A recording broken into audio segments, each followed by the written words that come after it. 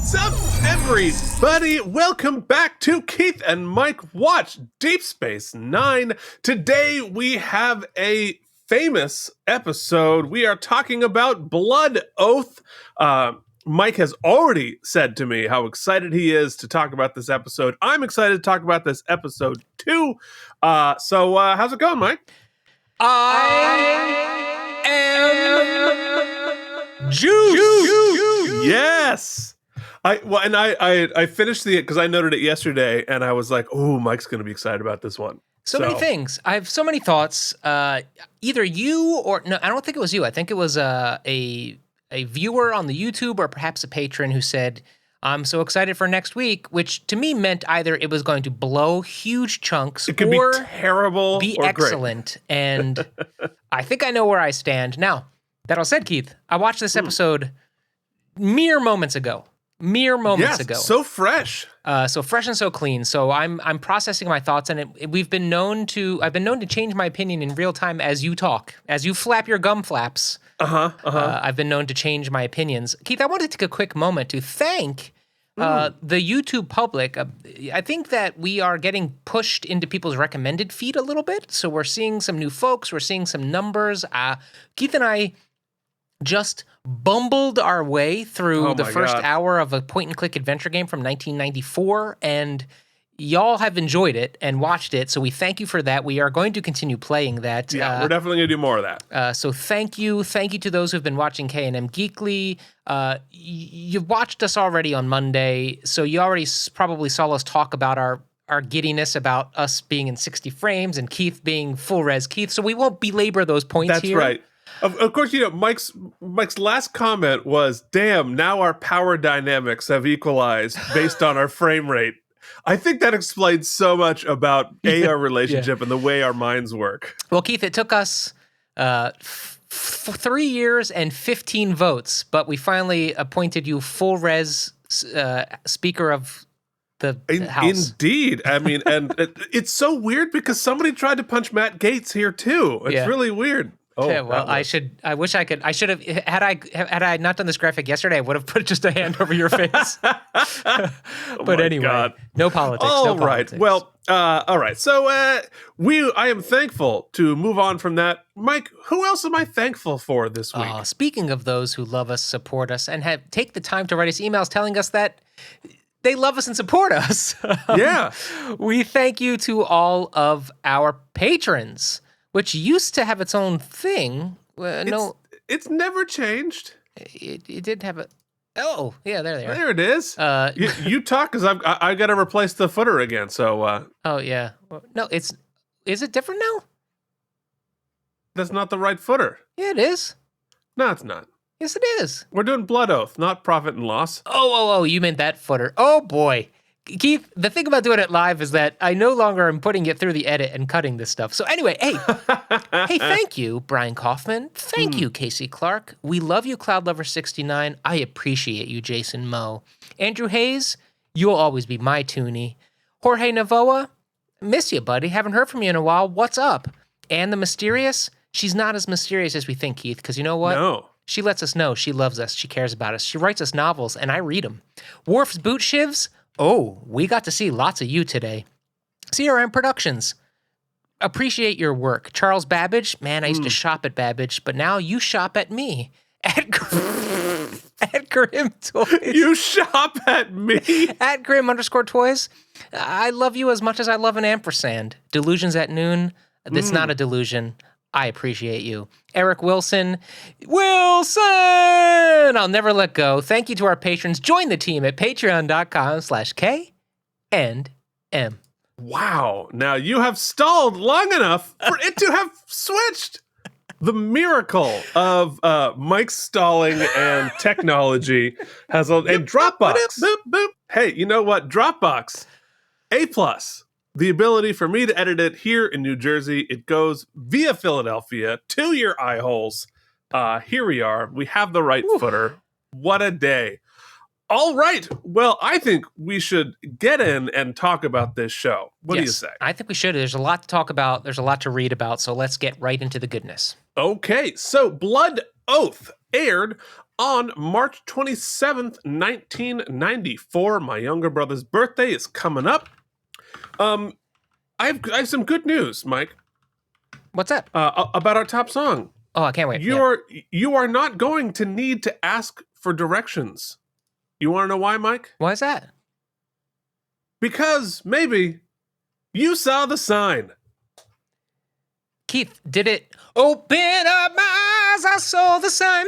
Gonna thank a Patreon. They're watching us play some video games. Go back to where you belong. Yes, Something there like that. Something like that. is. Ace of Base still filling up our ears with mid-90s songs. The top movie, speaking of 90s movies, are you ready for this? It's Can't wait. Sport. It's my favorite sport in the whole wide world. Not my favorite team, but it is a great team. It is the Mighty Ducks D2. The sequel to the Mighty Ducks was the top movie. Mike, what were we watching here on March 27th, 1994? Keith, many of the same things we've been watching, but something to point out. Fox animation was getting big at the time, and so they were trying something out in pre-prime time. So before Martin started their primetime block, right? Martin, followed by Living Single, Married with Children, and The George Carlin Show. We've talked about it.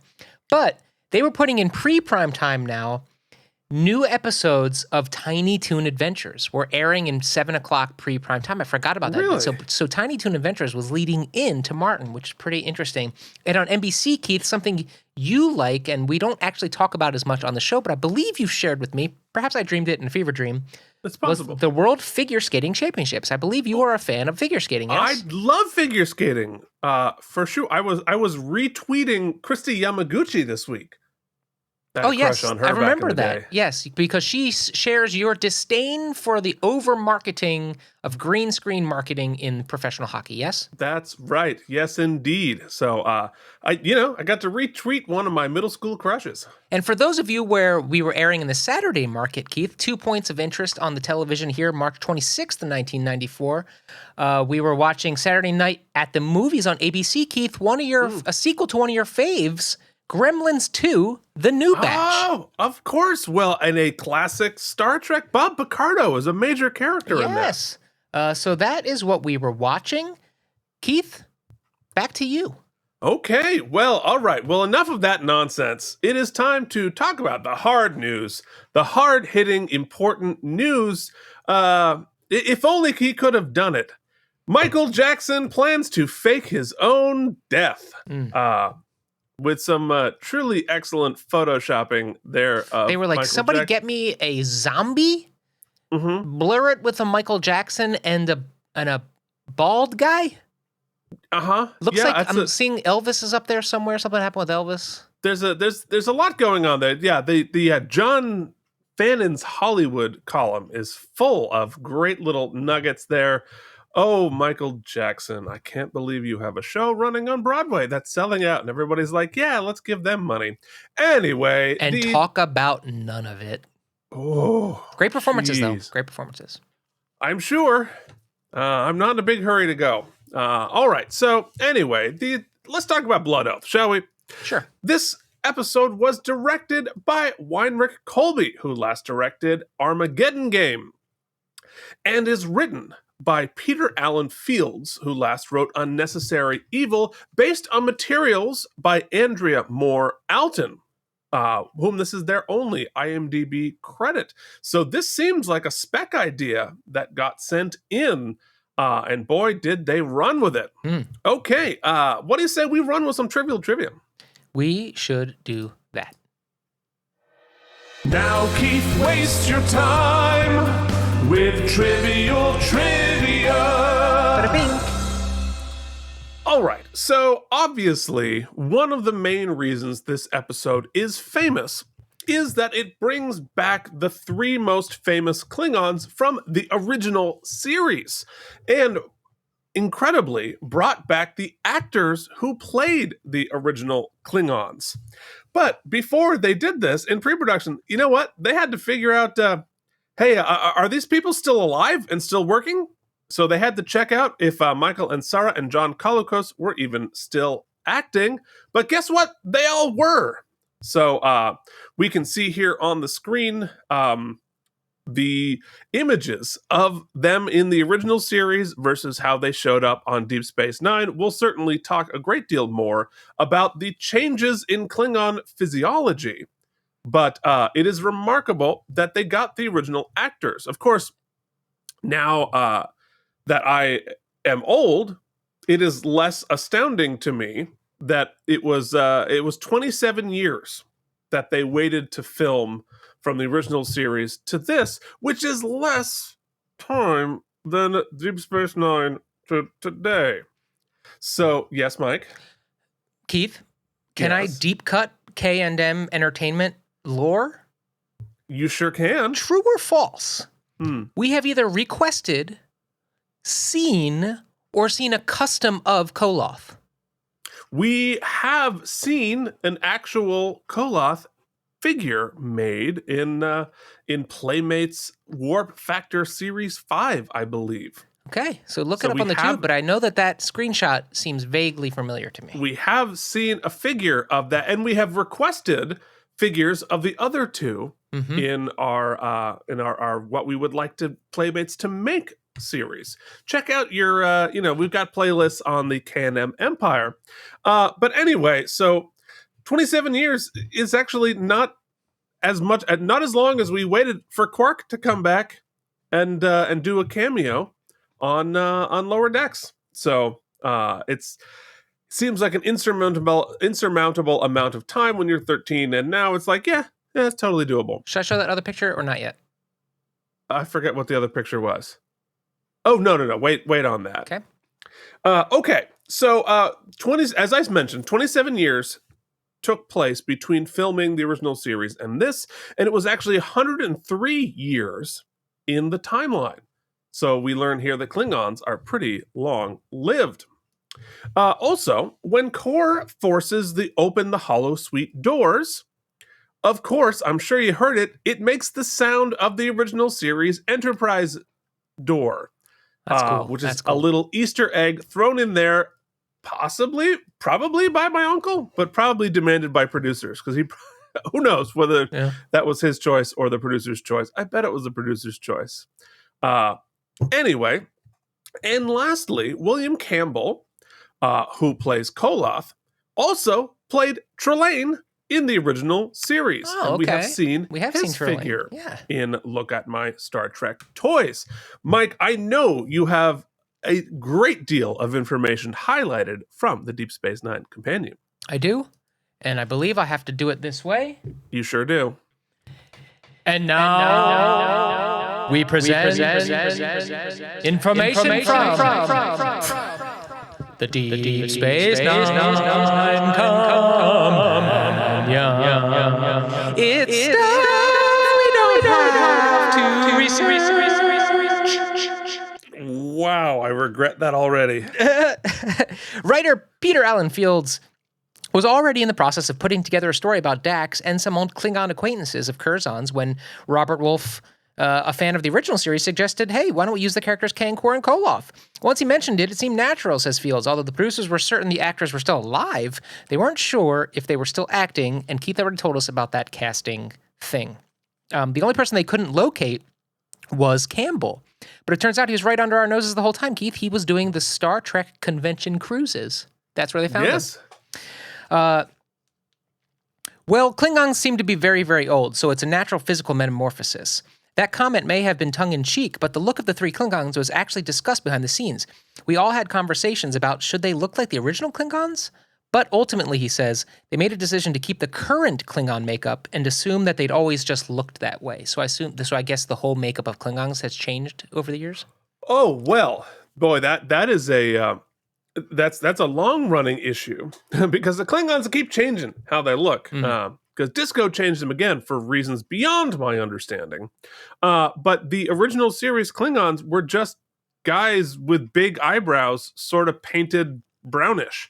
Oh, without all the forehead sculpting. They did not have it. The forehead stuff was added for the motion picture in 1979. Interesting that, Star Trek fights with this, so not Star Trek, Star Wars fights with this all the time. They make adjustments in the previous films, and then they have to like go back and re-release all the old films to fix stuff, when in reality, I think, especially when dealing with TV lore, it's like, our memories will fill in the gaps. Yeah, they're not going to go back. And it had not been determined a canon reason why yet. However, on Enterprise, they did actually have an in-canon explanation as to why they look different.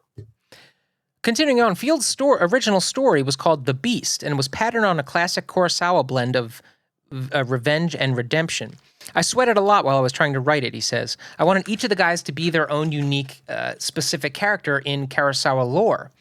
Koroth, blah, blah, blah, blah, blah. As for Kor, we weren't sure about him, admits Bear. His character was a tougher nut to crack. Ultimately, Field patterned Kor's persona on a character not from Japanese or American Western prototypes, but on Shakespeare's Falstaff. Falstaff. Which mixed a few metaphors, but certainly worked for the plot. Of course. My favorite bit here, actor Terry Farrell loved the vivid characterizations, which forced her own character to interact in a specific way with each Klingon in order to accomplish the trio on their journey. With Kor, I had to convince him that he was a hero. And then in my eyes, he would always be a hero. So that was philosophical. She continued, with Koloth, I had to prove that I was strong enough to go to battle with him, so that was physical. And with Kang, I had to prove to him that my desire and need to be part of the Blood Oath was strong enough that I could not imagine staying behind, that I was mentally strong. So I had to exhibit honor, the physical strength, and the mental perseverance to go with them. I loved the challenge as an actress. What a great examination. Yeah. Keith, the exteriors of the albino's fortress were shot on location in Pasadena at a large house designed by famed architect Frank Lloyd Wright. The fight scenes choreographed by stunt coordinator Dennis Matt Alone, and resident Klingon martial arts expert Curry. Dennis and I get along very well, so there was no sense of stepping on anybody's toes, says Curry. I'd go over and hang out while they were there and rehearsing, and I'd say, hey, maybe this move might be better. We were concerned that the 2 days we would spend in the albino hall would just kill us in terms of work time. So my only instruction to Dennis was, don't go overboard, I'll handle the stuff up on the steps. Kolb decided that Kang's death scene would be on the platform at the top of the stairs. I loved that angle. It demanded to be staged up there, he says. Very operatic. According to Fields, however, the angle may have eliminated the one element he felt was missing in the scene and in the episode. They didn't go to a close shot of Kang dying, Fields says. When a character is dying, you shouldn't be on a long shot. I really missed that close-up. To get everyone into an appropriately operatic mood for the sequence, Kolb requested that the sound department blast out the Wagner opera, holy crap, Götterdämmerung? Pretty close. Okay. A fitting epic about the twilight of the gods on cassette recorder throughout the whole damn thing. Composer Dennis McCarthy scores the episode with a similar verve. Discussing the tone of the show with co-producer Steve Auster, McCarthy says he decided to really kick some ass and make it a take-no-prisoners kind of show, dropping any attempt at subtlety. McCarthy instructed the orchestra to play the battles as battles. We just went for it. And what I remember about this episode is the force of the music. Awesome. Great stuff. You know what? You know how you're getting good at knowing what I'm going to say in the recaps? I know which parts of the book you're going to grab, so I don't put them in trivia. Keith, it's almost like as Deep Space Nine is reaching its peak, we're not even close to ours. No, well, I mean, we are definitely crumbling slowly on your screen, but now we're crumbling slowly in 60 frames per second. Yeah, that's true. All right, so what was Next Generation doing during this episode? Well, we were seeing Journey's End, in which Wesley goes off with the creepy guy who was obsessed with him as a kid. Next Gen fans will know exactly what I'm talking about, but it is our send-off of Wesley Crusher. Next Generation was only, 5 or 6 episodes from the end at this point. It's crazy. We are deep into season 7 of Next Generation. Single tier coming up. All right, our guest stars this week, of course, are the aforementioned John Colicos as Kor, who was first seen in the original series Errand of Mercy. William Campbell, who plays Koloth, who we got to know in Trouble with Tribbles. Hang on to your hat, kids. We got more to do with that episode. We have Michael Ansara playing Kang from Day of the Dove. And lastly, Bill Bolender as the albino. Mike, let's get into to our screening room. What do you say? Mount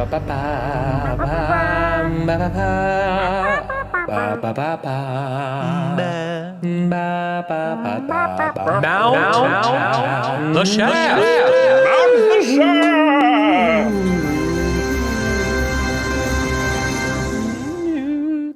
Okay, it is time to talk about Blood Oath, the actual episode. So in our teaser, we begin with Quark complaining to Odo that some Klingon has overspent his holosuite time fighting a famous Klingon battle from a century ago. Okay, He fair. is not coming out until he wins, and he keeps losing. Odo, not surprisingly, is not sympathetic, but goes to kick him out. He tells Quark to cut the power. The power goes down, and an angry, drunk Klingon opens the door. Odo diplomatically convinces him to leave. Later, we see, and that's where we hear the Enterprise doors opening. Later, we see that same Klingon passed out in the drunk tank. Odo stares at his pad for a very, very long time before noticing that another Klingon has arrived by surprise in his office. And folks, it's Koloth, the famous Klingon from Trouble with Tribbles. And he explains that the drunk is Dahar Master Kor from Errand of Mercy. Odo tells him he's free to go with Koloth, but Koloth says, I don't fight with drunks. You keep him. I thought what was cool here, Keith, is that even a plebeian like me who doesn't know what a Dahar Master. Dahar. I was going to say Duluth, but that's where like volunteer firemen buy their pants. And my brother, it turns out. But your brother could so easily be a volunteer fireman. Yeah, as a matter of fact, it pretty much perfectly encapsulates him. Anyway, even a person who doesn't know what that is, the context and the reverence with which Renee here plays the response to that line of dialogue really set the stage for me. He's like, oh, snap. Well, speaking of like learning that through context clues, somebody out there tell me, because who knows the original series better than I do, and I know it, but I don't know it super, super well. Is this the first reference we get of a Dahar Master? Or was it referenced in the original series? Because I do not believe it was ever referenced in Next Gen and not in Deep Space Nine up to this point. I still could be wrong about both of those, but I think that's true. So somebody comment below, is this the first reference to it? It will not be the last. Okay, so Odo arrives on Ops in Act 1 and complains to Kira about having a Klingon afternoon. When he says it's Kor, Dax immediately hops up and brings Odo back to the brig. Dax talks to Kor and reminds Kor of his old friend Curzon Dax. Then she proves that she used to be him. Kor is delighted. They haven't seen each other in 80 years. And then, in one of my favorite moments in all of Trek, and this is where you can pull up that extra picture, he demonstrates exactly how to treat friends. Now There you go. He demonstrates exactly how to treat friends who may have transitioned or changed their pronouns or name. They nailed it. And it's basically this couplet. Curzon, my beloved old friend, I'm Jadzia now. Jadzia, my beloved old friend. Yep. There it is, kids. That's all you got to do. It is a remarkable little couplet there that that went well over my head as a kid. But now you see this meme all over the place when people who may be trans or have changed their pronouns or their gender be like, how do you want to be treated? Boom, right here, 1994 Star Trek. Just fantastic. Nailed it. Anyway, we head off and find Koloth cutting his flan with a giant knife on the promenade. Kor teases him, and Dax teases Koloth about being a pain in the ass battling the Federation back in the day. I'll point out now, I'm going to struggle to keep up because I took a gargantuan amount of screenshots and it's a lot of just like two shots in this episode for a while before it goes batshit. But I just thought the lighting, the shot setup selection, the angles, the makeup, the lighting, everything was working for me. The choreo, this blocking, everything was firing. So I was like just trying to capture as much as I could. And you know, and makeup is important here, right? Because especially considering how considered it had to be, we're bringing back these Klingon legends and we're going to change them. And how do we give them now Klingon appearances? And you have the forehead ridges and the nose and all of that kind of stuff, and yet still be recognizable as the actors and the previous Klingons. What's the point in bringing back the original actors if they're not recognizable? Or if they're not good, really, because that's a consideration too. Like they're all excellent and different and have different intentions, have different reservations, and each one is so clear. Now we'll talk about it later. That's a great nod to the writing, the dialogue, and the direction. But at the same time, the performances are excellent. Well, and I think that, I mean, especially talk about the performances, right? The style of acting from 1967 is very different than 1994. And the Klingon characters on the original series were all not nearly as specific as they ended up here. So they had to sort of build characters for these three Klingons, as opposed to like, I'm just a Klingon baddie in 67. Now they have to be three separate people. And of course you have license to do that because 100 years have gone past and these people have lived lives. But yeah, I mean, I wrote down so many great pieces of writing in this. But I think the characterization there is important. And how quickly they're able to fill in 100 years of backstory for these characters, including the backstory they had with Curzon Dax. Right. And to be able to do that for three separate characters as quickly as they do is really excellent work.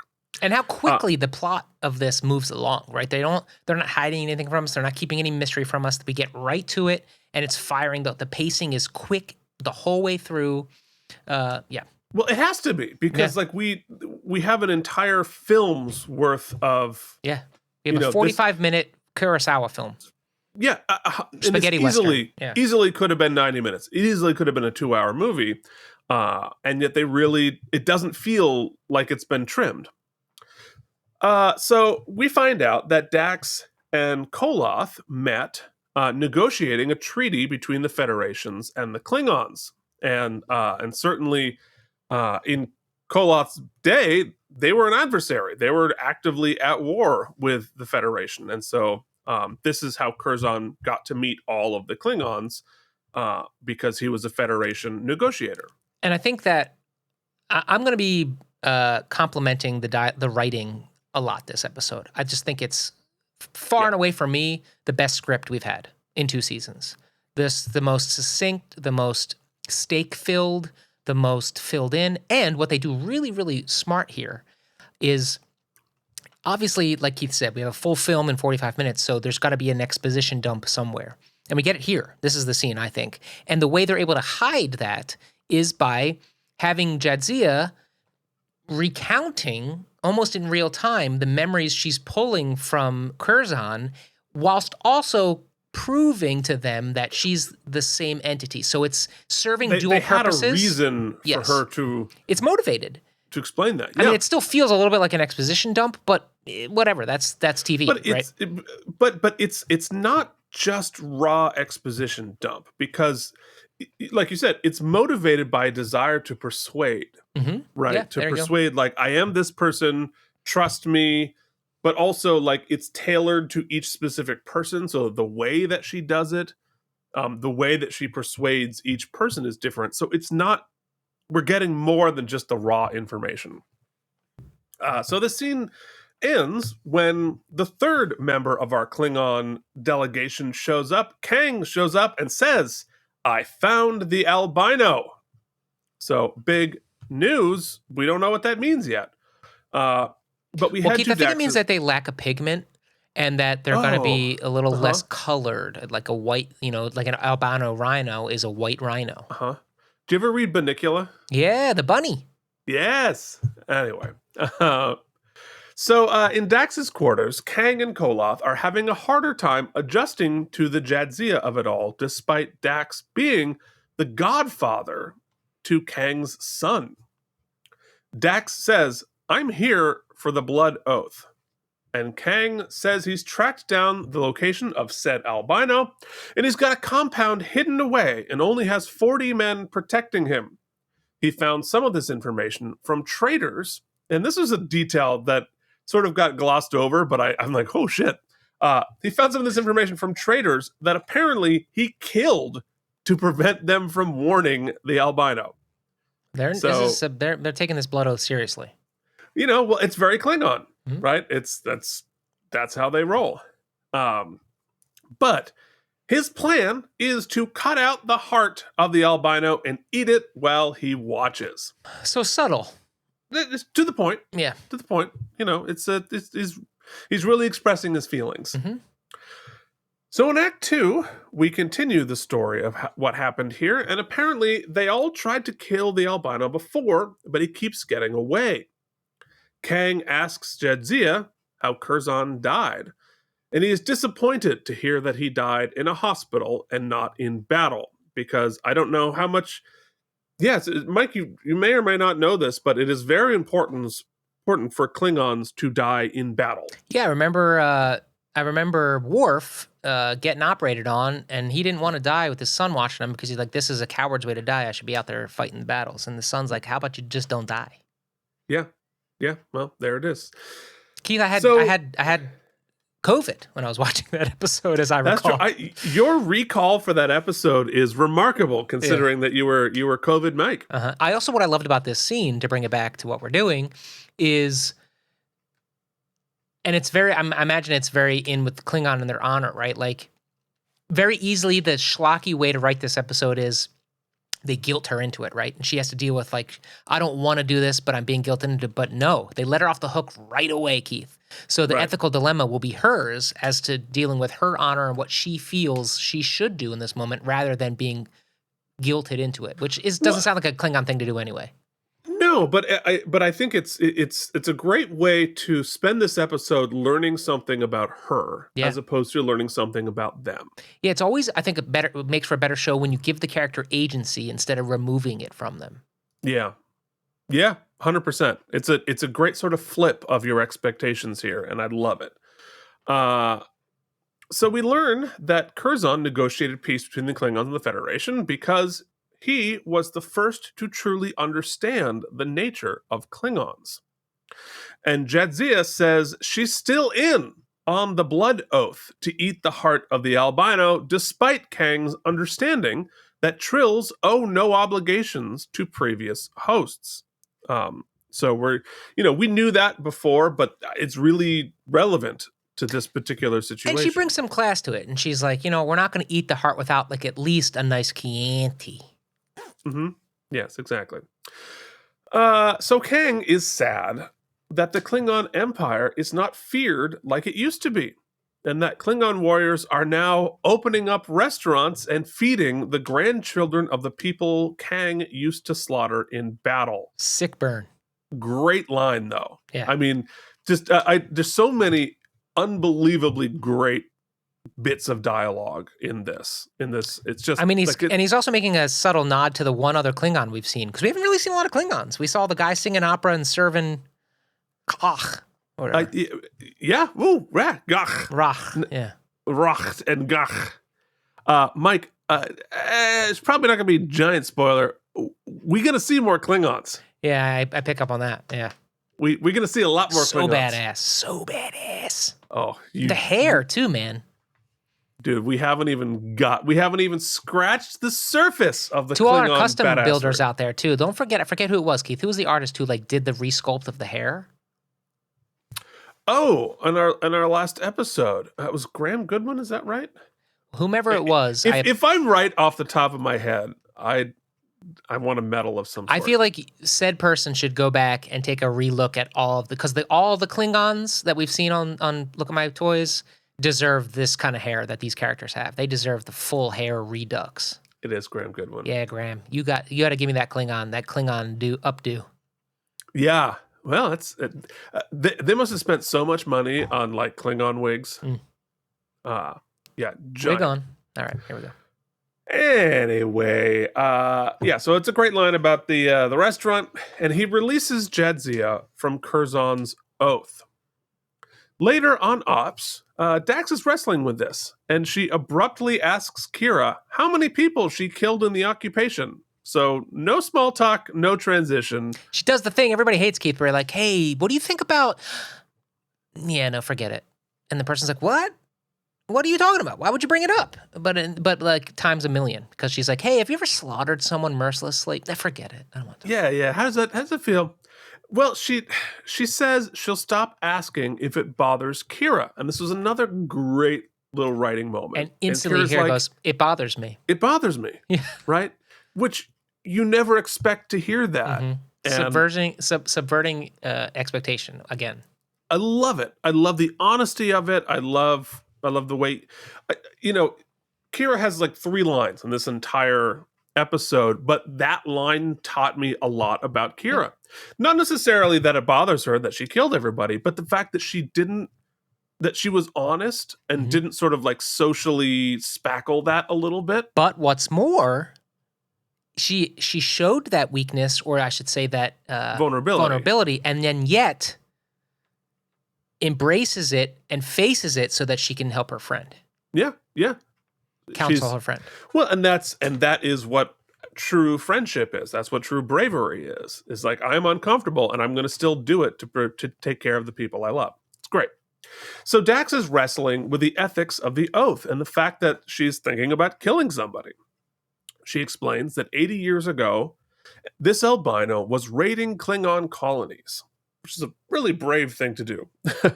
And 3 ships were sent to stop him, led by Kang, Koloth, and Kor were the 3 captains of the ships. They stopped him, but the albino got away and killed each of their firstborn children, one of them being Curzon's godson, named Dax. So this is why they want to cut out his heart and eat it. And Kira tries to talk her out of keeping the oath, but Dax still feels obligated. And Kira says, when you take someone's life, you lose some of your own, which she knows. I love this screenshot because this is 2 actresses. You don't need to know the scene. You don't need to know the dialogue, but you can look at their faces and see exactly what their intentions are and the stakes. Yeah. They're in a scene right there. That's a great screenshot for the performances. Also, the complexity of lighting that shot. Because think about how backlit Kira is in that shot. And so in order to see her at all and not have her be entirely silhouetted, there's got to be a ton of front-facing light on her just to see her with that backlight. And yet not overwhelm Dax, where the light source is coming from her panel. The ISO's got to be like 4. Yeah. The professionalism of the... Because, you really think about it. Lighting on this station has got to be unbelievably difficult to film. Because on Next Gen, the Enterprise is very bright. It's sort of a wash light.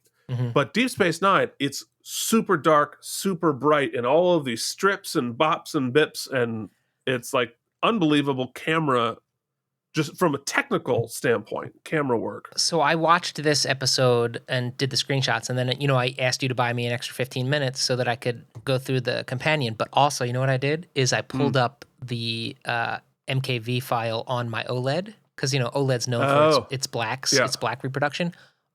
Oh my God. Does the AI upscale look so good on 4K OLED? It is like, I'm going to have to reset up how I'm going to watch this now. Like, I can't watch it on my computer anymore. I have to watch it on that screen. So cool. So cool. Anyway. And it's 1994? Yeah, 1994.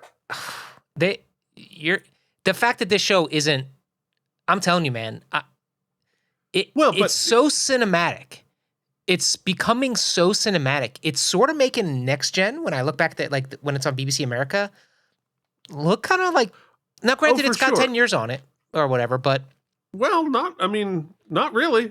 I'm We're in like, season 2. this is it doing its own thing really It's well. very much doing. I don't know its how own I thing. missed this. I don't know how I missed it the first I time. know. around. Well, aren't you glad I roped you into this? I am indeed. This episode reaffirmed. I'm like super fanning right now. Oh, just you wait.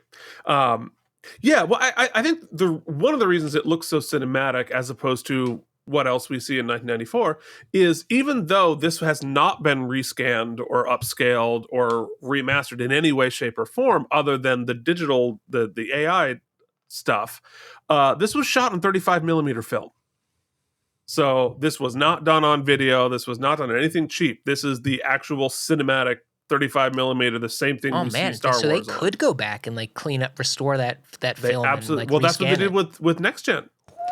They did the whole thing with Next Gen, but they haven't done it yet with the others because Oh man, give me a steelbook Blu-ray recapture. Oh baby. you are not the only one desperate for that to happen. The problem is I think I mentioned it on the show before, but they did this astounding amount of work getting Next Gen ups, like they went back and rescaled and recut. They went back to the original negatives, the original film, and literally physically cut and rescanned the entire thing. And they had to redo all the special effects because all the digital effects were done on video after it had already been exported. So they were not nearly high resolution enough. All the VFX shots. So they had to redo them contemporaneously to make them look like they had originally. So all of that had to be completely redone. And they spent millions, like literally millions of dollars doing this. And then they're like, it's fine. We're going to make it all back in the Blu-ray. It's going to be great. And Netflix. Yeah. And then Paramount, right? And nobody bought like it was literally like 5 minutes after Blu-rays were dead. Anyway, we've talked about this before. So but was it shot in 24 or is it network was 30 at the time? I don't know that much about broadcast. I think it was 30 always. It was 30. Yeah, I don't know. I'm assuming they shot it at 30 frames, but on 35 millimeter film. But they could have shot it at 24 or 23.9, whatever I think was the. Yeah, and then just cranked it up. I don't know. That's a good question. Somebody probably knows. Folks out there was your uncle Star might Trek actually know. We could talk to your uncle about that.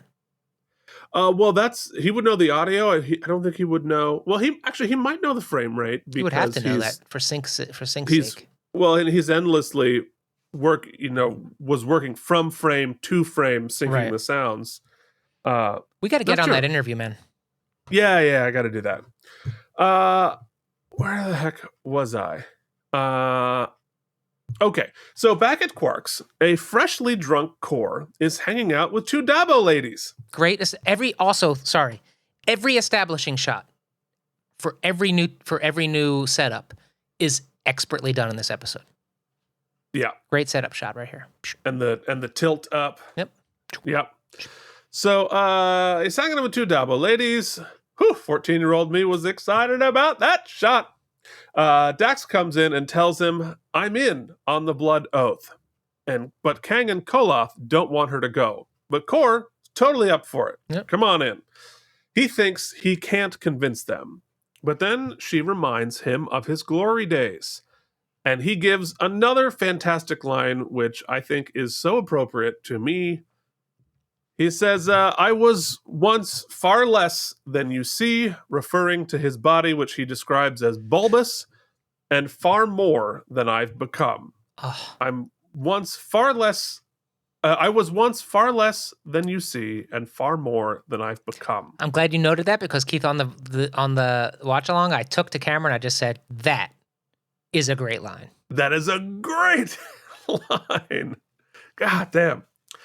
So we head to the holodeck, and Koloth is doing jazzercise with his batleth to get ready. Dax Good joke, but it doesn't look like that at all. It looks awesome. Most of it did. Except the sweatpants. Except the sweatpants. That's right. Dax demands to come along. When Koloth says no, she gets her own batleth and challenges him to spar to prove that's the thumbnail for this video. Oh, that's great. Oh, that's a good idea. Yeah. Yeah, I mean, I loved her having a very specific configuration for her bat'leth, Mm-hmm.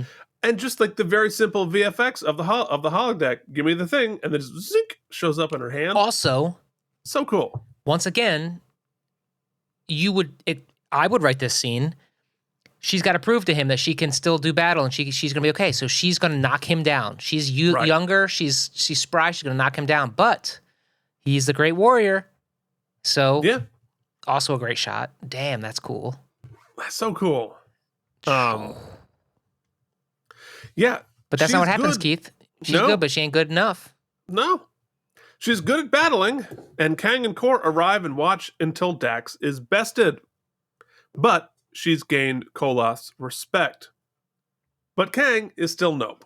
But you're right. I mean, the fact that she holds her own, but still loses, is both you're gaining respect, but it's also, realistic. This dude's been battling for 100 years. I mean, and she's a scientist and a diplomat. Just better writing. It's better writing. It's more sophisticated writing. And foreshadowing that maybe she's going to help the battle in a different way. In a different way. That's right. Exactly. So in Act 3, we go to Quark's, and Dax sits down with Kang, the last holdout, and says he can't deny her right for vengeance. He says he can't dishonor himself by letting her die. And she's like, who's dying? Mm-hmm. Love it. It's great. She challenges his honor. And that's what finally works. So she has a different angle for each of the three of them, like you mentioned before. Great shot there. Great performance. Just great eye work. Yeah, the whole time I'm thinking too, I was like, it's funny how, and I thought it was just character choices, right? It's funny how this whole situation seems to be weighing on him so much more than the others. I mean, obviously it affects him, his son, right? There's more stakes for him at least, but no, all their sons are dead. Yeah, that's right. Yeah. But you just think, okay, it's a choice. But then we learn in like a couple scenes that the knowledge he holds is that That's weight. right. Like everything has a payoff. That's right. He knows stuff that the other people don't. And also, their relationship is different. Right? She's buddies with the others, but she's the godfather to his son. And so clearly that relationship runs a little bit deeper. Right. But finally she gets to go along. So later in Dax's quarters, here's where it comes. Cisco shows up and says, no, you can't go on a murder mission. Like, what are you doing? And she says, like, I made an oath. And he's like, you made an oath to Starfleet too. And he says, you can't break Federation laws. And Dax is like, I'm following Klingon laws, which makes sense too, right? Because the Federation is all about respecting other cultures' laws. And she's not officially saying, I'm going to be the one murdering this person. I mean, that's clearly the mission. It's clear, like, he doesn't have a lot of jurisdiction right here. I mean, he can give her, and then she's like, don't give me a direct order. And we don't hear him do that. Right. Well, because he knows that's red tape, baby. He'd have to fire her, because as a Federation, but if she's not representing the Federation, we see this with Worf sometimes when he goes off half-cocked, he just will go off and, not be representing the Federation. So he's, so Jadzia puts the ball in his court and says, pick a side, bro. And, again,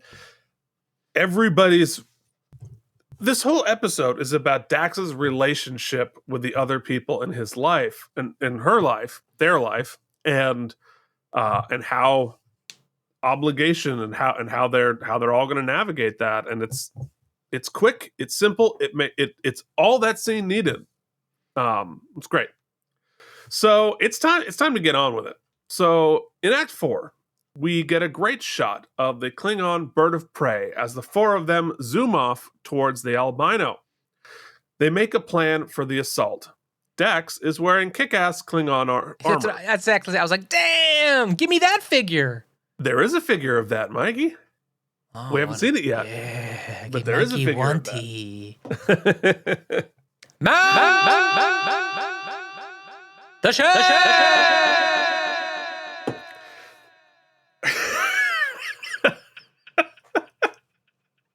Okay, well, what you do in the privacy of your own home with said figure is entirely your choice. I mean, it's probably more of a stroll than a hike for her. It's not Everest she'll be climbing. All right, so Albino's defenses are suspiciously weak. Dax urges them to be smart in their attack, but Kang wants to do a full frontal attack. The three Klingons are pumped to die in battle. Frontal attack. Okay, well, I look forward to our cease and desist from poor Terry Farrell. Anyway, the Klingons want to die, but Dax is like, I'd like to survive. But then, privately, with Dax, because she can tell something's up, Kang admits that he's been in communication with the albino, and that the albino also wants to do one final battle and be done with it all. And he admits, this is a suicide mission. So Dax says, I think you Klingons embrace death too easily. You treat death like a lover. I think living is a lot more attractive. Another great freaking line. Dax has an idea to knock out all of their phasers with tetryon particles, essentially throw an EMP down there. This would mean that all combat would be hand-to-hand with batlets and not phasers. Hell yeah. So they finish Act 4 by cloaking, but off-screen to save money, so we just hear the cloaking sound as the ship goes by. You wouldn't even notice it if you weren't a nerd like me paying attention to such things. But in these shots, the great interior of the Klingon bird of prey. I've always thought that the Klingon bird of prey is one of the coolest looking ships that Star Trek ever made. And of course, it's iconic. We see it through. Oh, dude! Remember yesterday we were playing the game when it decloaked, even in like 1994 CGI, computer CGI, it looked awesome. Well, that was a Romulan warbird. Oh, that's a warbird. Yeah, sorry. Even also very cool. Yeah. I have them both on the wall behind me. So in Act 5, they arrive outside a fancy house in Los Angeles. And Dax has already noticed that the albino is cheating, planting mines. Curious how they did the visual effects shot of the tricorder before Palm Pilots. So this shot right here, I'm curious how they did this, right? Because it is a moving graphic there. Because usually that's just a flat, transparent piece of plastic with a light behind it. But there's movement on there, which leads me to believe it's an actual display. But I don't think they had did we have like a style of Palm Pilot or something that could do that graphic? Or did they do that in post? It's like a Tamagotchi? Right.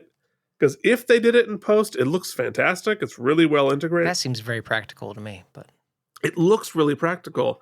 I'm curious how they did that. Adam Savage on Tested does a lot of work, a lot of videos on weathering. We talk about it a lot. Like, the paint jobs are great, and we talk about it in toys as well. Paint jobs are great, but there are people's jobs who is not to paint. It's post paint, and it's just weathering. So whoever weathered that device did a great job. Yeah, well, I mean, and it's the tricorder is such an iconic thing there. And it's literally just a piece of plastic with stickers on it. Mm-hmm. But it is but I'm really curious about that display. Well, Keith taught me that the difference between the tricorder and the medical tricorder is that one's got a doodad on it. It's got the little goober you wave over people. Yeah, which is important, especially if like 1,000-pound pipe falls on you and you're just left for dead. That's right. Check out Keith and Mike Play in your Patreon feed at patreon.com/K&M, and then eventually dropping into the regular feed. But you want to get it soon, right? Yeah, come on, get the goodness. We haven't actually filmed it yet, but we are going to do that. we're 100% going to finish that game because that was really fun. Yep. Keith, I So, already have a list I haven't showed you yet, but I got a list of a couple other adventure games I want to play through. And there's a brand new narrative Star Trek adventure being released in March, and we might be getting on that right away. So we got to finish the other game before that. We got a lot of work to do. We sure do. I mean, we only do like 6 hours of content a week anyway, on top of our full-time jobs. Yeah. Anyway, so they make a plan. Koloth takes out the first Tron extra. Then they begin the attack. Dak takes out the next one. Dax does. Then they blow up the armory. Boom. And we see here's the Tron. Just like walks up and chats. Hey, what's up? And there's the albino. But when they blow up the armory, we get a great practical explosion effect, which I'm assuming that's a miniature that they blew up. I don't think I got a good shot of it. Oh, you didn't get the boom? I don't think I got the boom. Boo. Anyway, you can check it out on on wherever you watch your Deep Space Nine. So after the explosion, You the could guards watch it all... with me, Keith, on patreon.com/KNM. I watch every week, and you can watch it with me. Ooh, good point. So the guards all hubbub and discover that their phasers don't work. The albino calls for them all to assemble and fix bayonets. Then the power goes out. The Klingons attack more extras and break into the albino's room. And great line, jumping in, look upon your executioner, killer of children. Yeah. I feel like that's how I should enter most rooms. Here it is. And they do it in this great shadow, which is cool. Do like practical fire. Yeah, that's right. That's where they jump in and do the line. So badass. Yeah.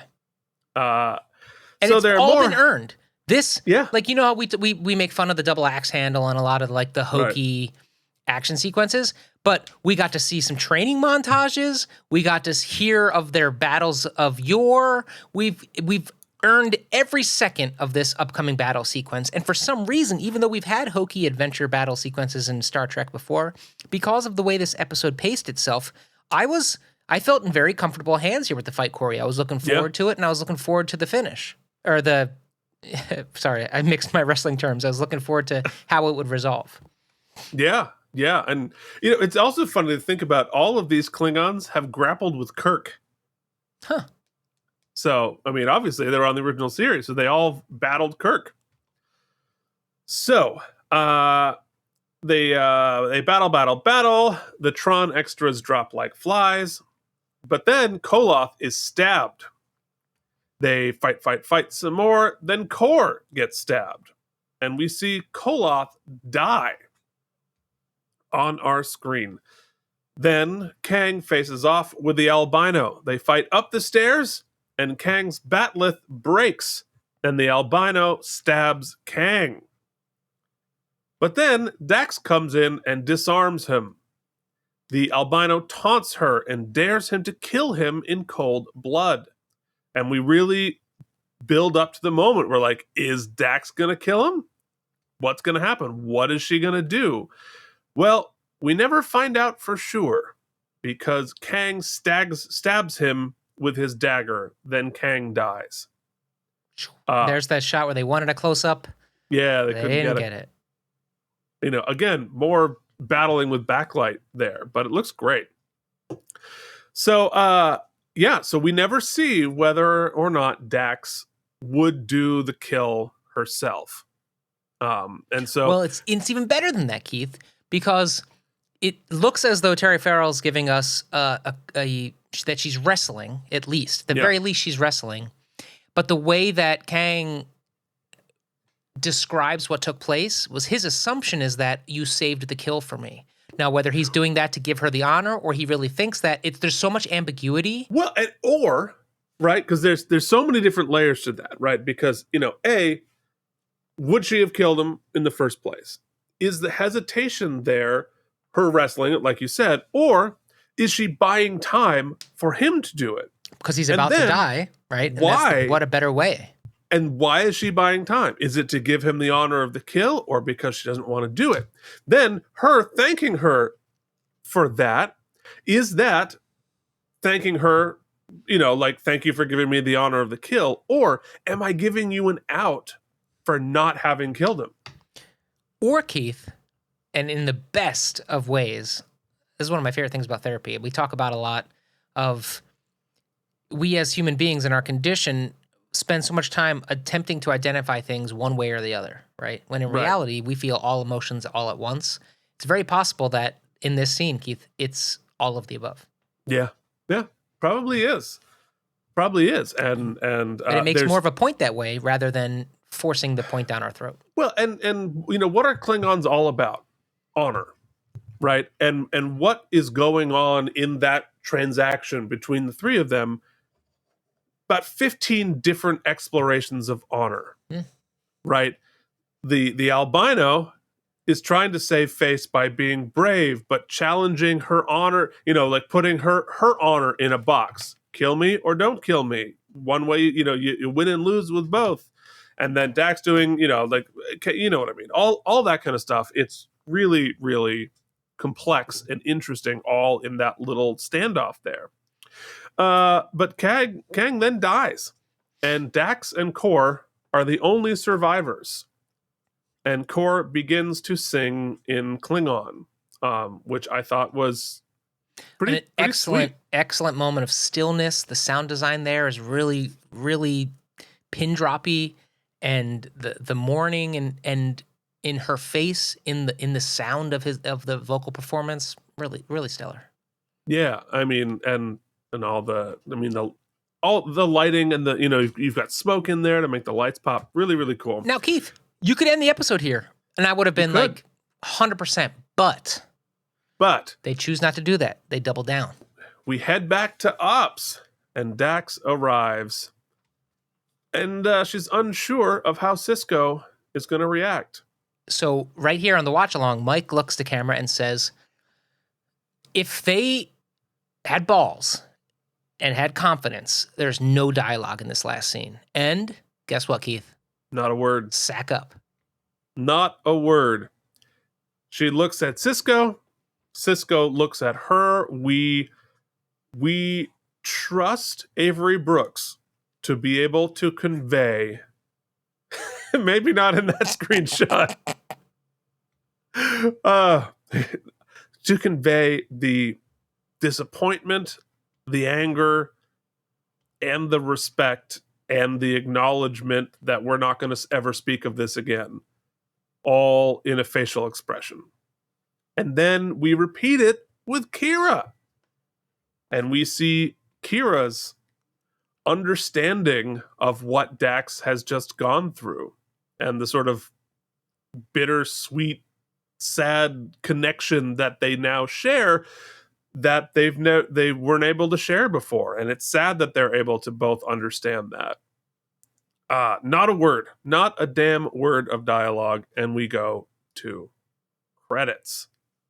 And that is Blood Oath. Let's do some trivia, and then let's talk about this episode. Now it's time for Mike and Deglio's Star Trek Vocabulary Quiz. Your first word, very simply, what's a batleth? Oh, Keith, that's a really badass boot shiv that is removed from the boot and used as a shiv. It's a Klingon sword. Yeah, it's like that crescent C sword thingy. All right, and next up, what's a Klingon afternoon? Well, Keith, when you're just a lowly shapeshifter trying to get your GD work done, and the next thing you know, you're spending your whole time parading around some drunken Klingon and his pals, when you got other shit to do, it's a Klingon afternoon. Yeah, it sure is. All right, let's come along home. Okay. AlamarEmmys, count to 4. AlamarEmmys, then one more. AlamarEmmys, it's AlamarEmmys time! Okay. Here we are at Quark's. I'm drinking from Quark's own glass here, provided to us by CEO Jen. It's perfect place to sit down and toast this episode. Toast our fallen comrades. That's right. We'll begin, as we always do, with wormholes in the plot. Were there any wormholes, Mike? They did such a good job of like catching us up with the lore, catching us up with everybody's motivations. I think I can officially say I didn't catch any wormholes that bothered me enough to really track them. No, I don't think so either. I mean, why do the Klingons look different? Get explained later, and I think in a pretty satisfactory way. And I just wish they hadn't changed them for Discovery. Of all the things about Discovery that bug me, that might be number one. So no, I thought it was friggin' tight. So, Mike, what was your favorite moment? Well, there's so much good stuff. Well, we're gonna have an opportunity to discuss it. I don't want to. I really think I want to spend my time on this once again, talking about that last scene where there's in an episode where the dialogue was so good and the pacing was so good and the action was so good. I want to pick the scene where none of that happens. They don't even say a thing. They just sit in it. They had this episode. They blew it up. And the smoke's just in the air, and we're just going to sit in that smoke and let the viewers have 30 seconds of just thinking about it and leaving us there. That is ballsy. And so that's my favorite moment. Yeah. Yeah, boy. I mean, the whole thing is just so solidly constructed. I think, while my favorite character in the show is Kor, he's certainly by far the most likable of the three. But I think the conversation that she has about honor with Kang and their past, his performance was so good. I think I agree with you. I think the nonverbal acting was probably the best part. But that was a scene that I really liked. The scene with her and Kira, excellent. I love the scene with her. The scene with her and Ben. Excellent. There's not a scene in this that is a toss away. It's even the edit. We've thanked everybody else. Yeah. The editor had a keen eye. There was no fat on this episode. Ed is lean as hell. Everything is necessary. All right. The only thing that's necessary for us now is to throw out some self-sealing stem bolts. So up to this point, Keith, I think the episodes that have resonated with me the most have been the bottle episodes, have been those kind of sort of two-handers where we're stuck in an elevator or we're trapped on a planet and O'Brien's sick and the boys gotta figure out, episodes like we're that. Interrogating a war criminal. Yeah. But here's one that it's a kitchen sink episode. Incredible guest actors. We see the majority of our main cast, the majority. We have interior shots. We have exterior shots. We've got special effects. We've got battle sequences too. We've got training montages. We've got multiple characters with multiple motivations. We're learning about old blood oaths. There's so much happening.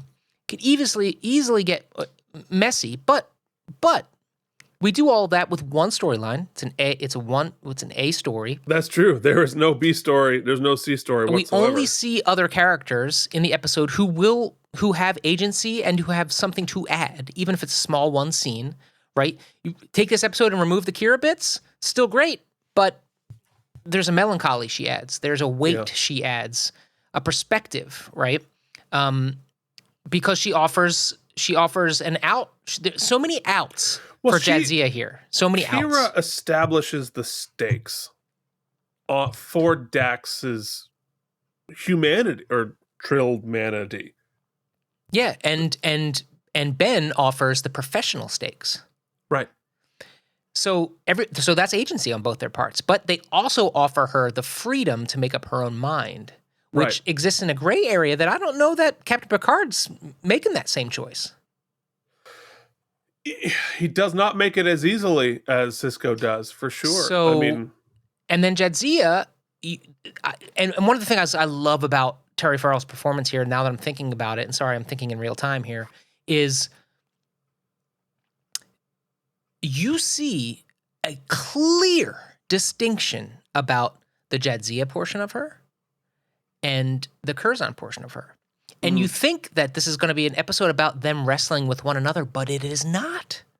It is an episode about her recognizing and somehow performing the integration of them, the agreement betwixt them that this blood oath is important to them because family. And that familial tie to the godson, it transcends the sort of alien symbiosis of the whole thing and it becomes something we as human beings outside of science fiction understand. I'm doing this because it's family and it's a promise I made I know she's wrestling with it, but I was never wrestling with it. I was like, you gotta do it. You gotta do what you gotta do.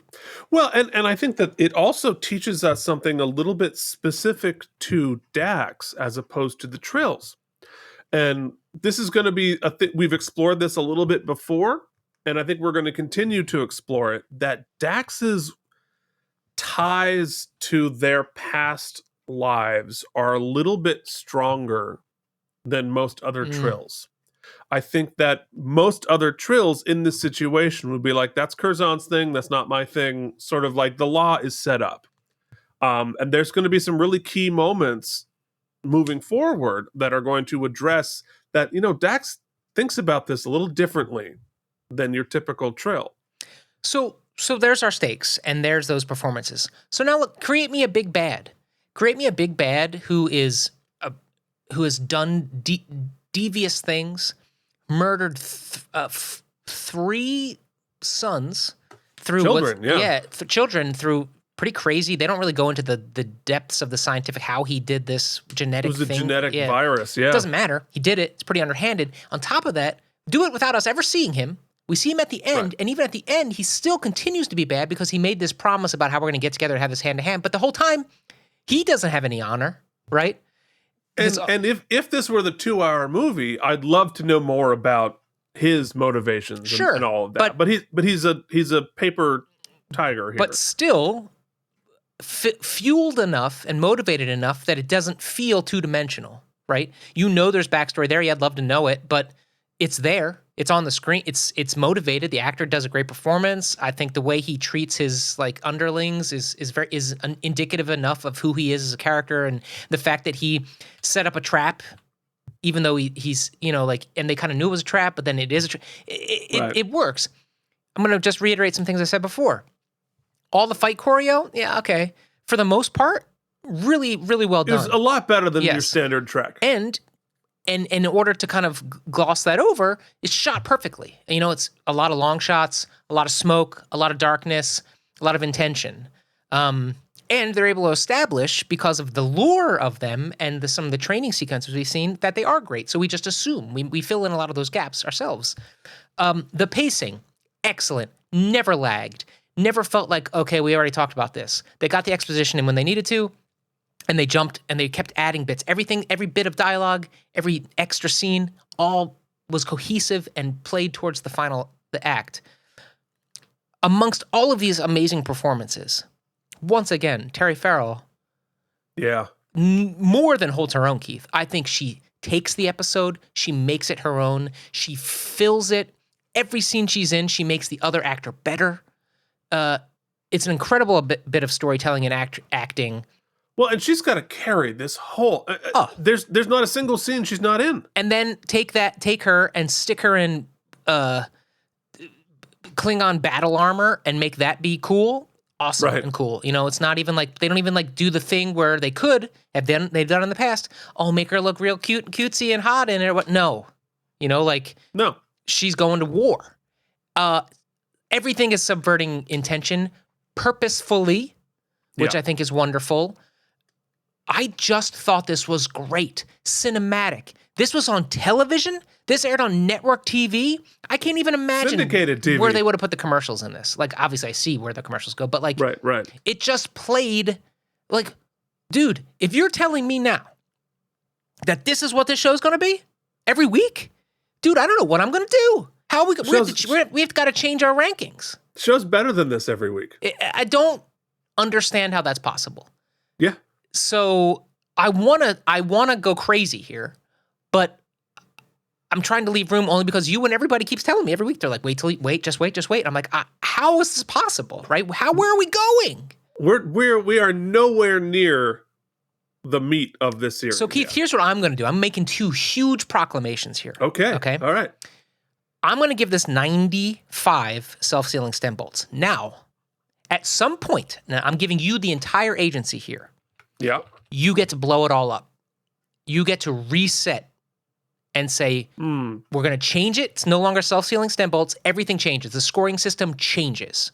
We can establish what that is when we get there. You have to decide, though, because it's clear to me that clearly we're warping somewhere. So when the time comes and you feel that the warp has taken place or is about to take place, you get I'm giving you the superpower to blow it up and reboot the scoring system. Patrons, viewers, if you have funny or clever ideas as to what we should call that or whatnot, please let them below. But Keith and Keith alone gets to decide when we flip the switch. No, that's really interesting because we're not far off. Like we are because far and away this is the best episode that I have seen.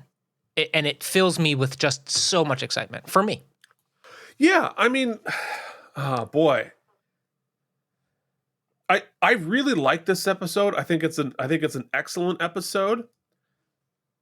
It's it's definitely up there with anything that we've seen thus far. It's not in the top 25. Okay, well, fuck me.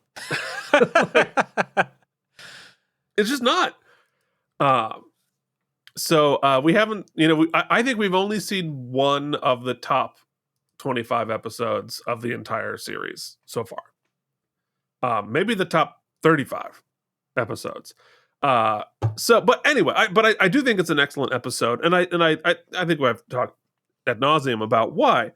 But one of the things that I just like to highlight in this is one of the themes that we're going to be exploring a lot more moving forward, and that is Dax's specific relationship with Klingons.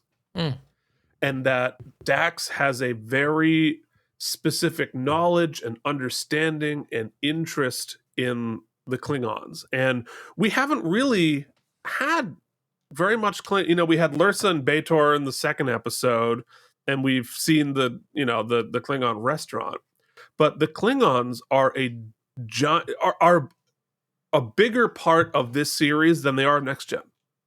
Like that, they are a huge part of Deep Space Nine, and Dax's relationship with them is very important. And I think it's really interesting and a nice wrinkle that I don't know, what they're, how much they knew about where they were going thus far with this to sprinkle this in, whether it was just an aside idea or whether they knew how important that was going to be moving forward. But I love it.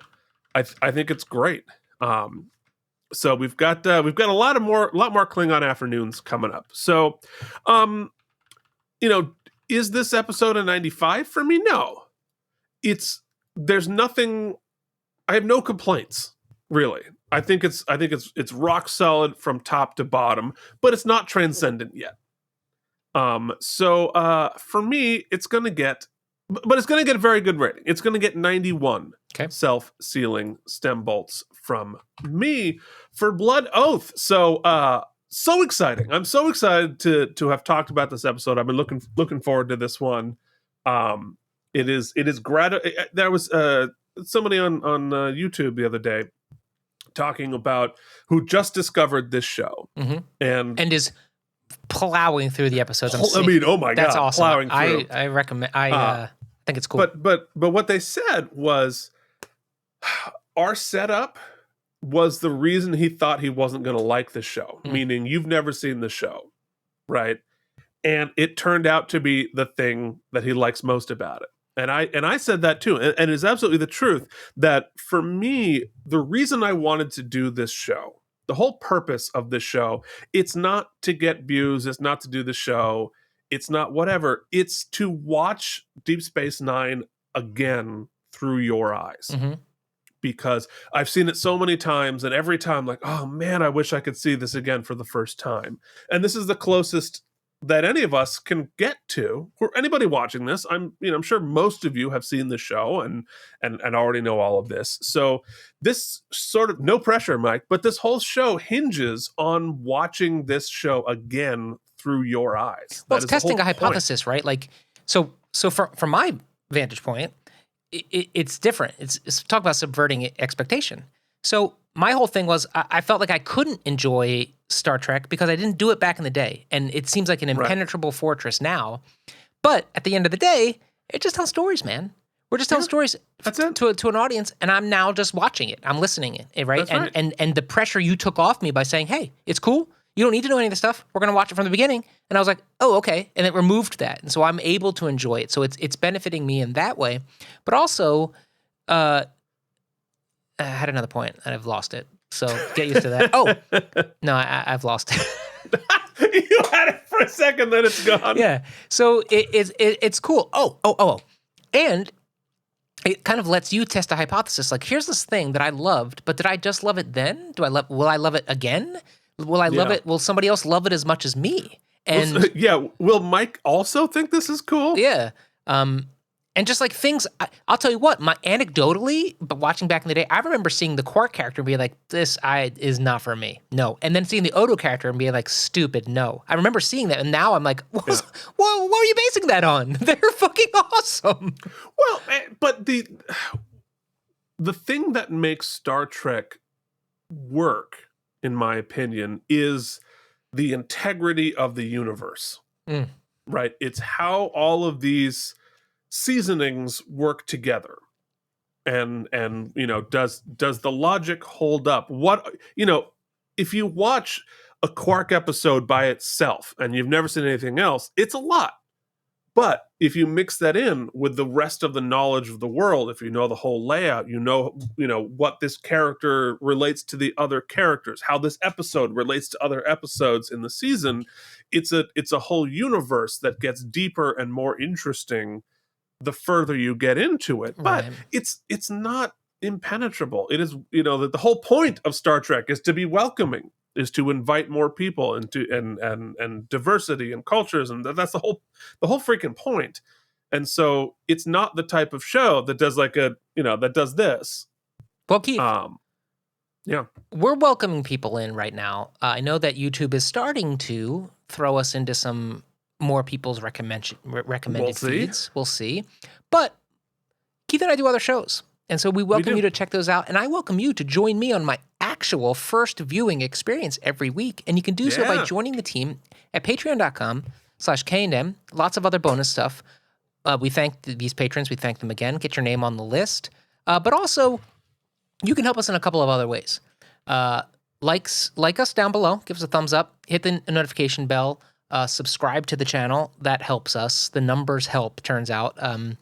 Also, telling a friend. We were talking to Anne the Mysterious, one of our patrons, who says she's been an evangelist for the show, whether it works or not. But just that act means a lot. It means a tremendous amount. If you're on chat boards or whatnot, Star Trek or beyond, or just entertainment, you can pop that. And very helpful. And also check out the K&M Geekly show, because that's just Keith and I kind of being just upfront and honest about talking about stuff.